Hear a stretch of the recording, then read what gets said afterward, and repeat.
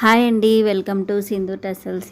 ఇవాళ ఇంకొక కొత్త డిజైన్ అయితే చూపిస్తున్నాను. ఇది చాలా రోజులయ్యండి చేసి, కానీ వీడియో పోస్ట్ చేయడానికి నాకు ఇన్ని రోజులు పట్టింది అనుకోండి. ఈ మధ్యన అసలు బాగా లేజీ అయిపోతుంది, కొంచెం బాడీ కూడా సహకరించట్లేదు. ఏదైనా చేద్దామంటే అసలు ఏదైతే నేను ఇవాళ అయితే ఒక వీడియో అయితే మీకు చూపిద్దామనేసి అయితే నేను చేస్తున్నాను.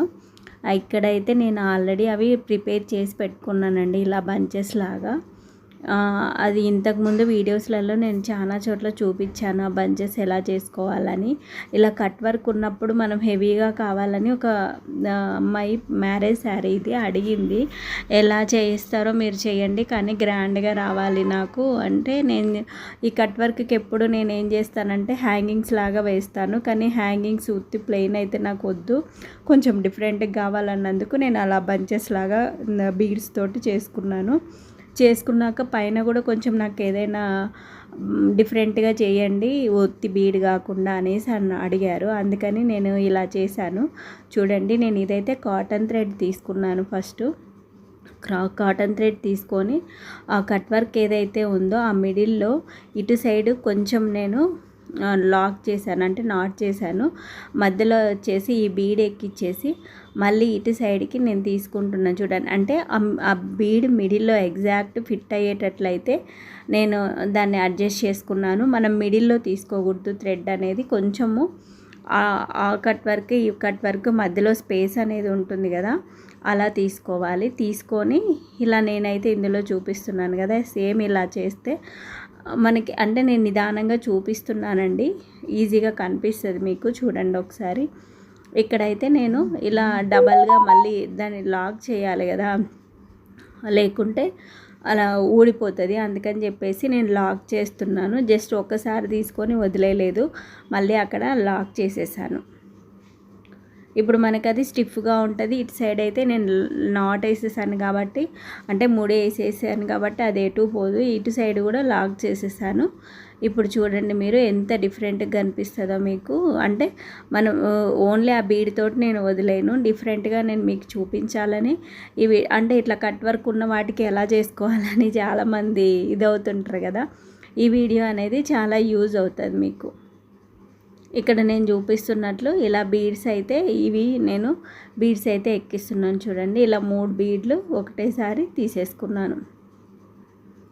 తీసుకొని దీనికి మనము ఇలా లోపలికి ఎక్కించేసుకోవాలి, నీడిల్కి ఎక్కించేసుకొని డిఫరెంట్గా, అంటే ఒకలాగా మనకు రెగ్యులర్గా ఏంటంటే రెగ్యులర్గా మనం చూసేది, నేను ఇది ఏంటంటే రెగ్యులర్గా డైరెక్ట్గా శారీకి వేసి నాటేస్తాను, అలా కాకోకుండా మీకు డిఫరెంట్గా చూపిద్దామని అయితే నేను చేస్తున్నాను.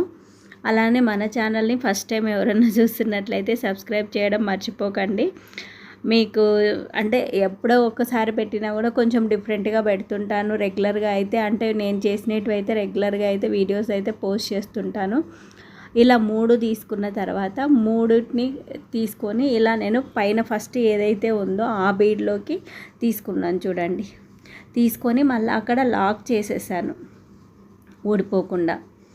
ఇలా తీసుకొని అప్పుడు మనకు ఇట్లా ఒక డైమండ్ షేప్ లాగా వచ్చింది కదా, ఆ షేప్ కోసమే నేను ఇలా డిఫరెంట్గా ప్లాన్ చేశాను. మామూలుగా రెగ్యులర్గా అయితే నేను శారీకే డైరెక్ట్ వేసి నార్మల్ సిల్క్ థ్రెడ్ తోటి నాటేస్తాను, కానీ దీనికి ఆప్షన్ లేదు కాబట్టి ఇలా తీసుకున్నాము.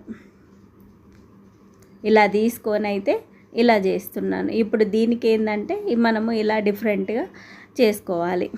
ఈ బంచెస్ అయితే చేసాం కదా, ఈ బంచ్ కరెక్ట్గా మనం ఆ నీడిల్లోకి పెట్టేసి, మనం ఆ థ్రెడ్ అనేది లావుగా ఉందనుకోండి ఆటోమేటిక్గా మనకు ఫిట్ అయిపోతుంది ఎగ్జాక్ట్గా. సన్నగా తీసుకున్నాం అనుకోండి ఆ కాటన్ థ్రెడ్ అనేది ఫిట్ కాదు. అందుకని చెప్పేసి కొంచెం మనము ఆ కాటన్ థ్రెడ్ అనేది కొంచెం లావు తీసుకుంటే మనకి ఈజీగా సెట్ అయిపోతుంది. ఏదైతే నేను కింద బీడ్ ఉంది కదా ఆ హోల్లో నుంచి నేను తీసాను, అంటే మనకు చూసారు కదా ఇటు సైడ్ నుంచి వెళ్ళి అటు సైడ్ నుంచి తీసుకున్నాను.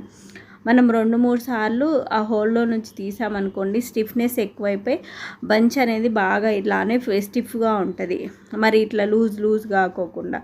లూజ్ అయితే ఏమవుతుందంటే గ్యాప్ వచ్చి ఇలా ఉన్నట్లు ఉంటుంది. అందుకని నేను కొంచెం టైట్గా అయితే లాక్ చేసేసి ఇట్లా నాట్ చేసేస్తున్నాను చూడండి. మనం ఈ లాక్ వేయడం వల్ల అక్కడిదక్కడికి లాక్ అయిపోతుందండి, లూజ్ అవ్వడం అనేది ఉండదు. అందుకని నేను ఇలా 2-3 టైమ్స్ ఇలా వేసి తీసుకుంటాను.